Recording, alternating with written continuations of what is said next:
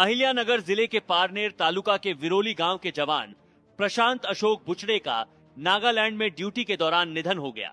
शहीद जवान को श्रद्धांजलि देते हुए संकल्प कल्याण ट्रस्ट रावेत की ओर से उनके परिवार को 50,000 रुपए की आर्थिक सहायता प्रदान की गई। इस दौरान उपस्थित गणमान्य व्यक्तियों ने परिवार के प्रति संवेदना व्यक्त की और जवान के बलिदान को नमन किया। संस्थापकाध्यक्ष सचिन कुराडे सर आहेत, यांचं भारतीय सैन्य दलामध्ये जे जवान आपले अहोरात्र कष्ट करत असतात त्या ठिकाणी त्यांच्या कामामुळेच आपण या ठिकाणी सुरक्षित असतो। असे जवान शहीद झाल्याच्या नंतर त्यांच्या कुटुंबांना एक दिलासा देण्यासाठी, एक सहानुभूतीसाठी त्यांचं ट्रस्ट काम करत असतं। पूर्ण महाराष्ट्रभर ज्या ठिकाणी जवान शहीद होतात त्या ठिकाणी त्यांचं ट्रस्ट जाऊन त्या कुटुंबाची भेट घेऊन त्यांना धनादेश देत असतं। आज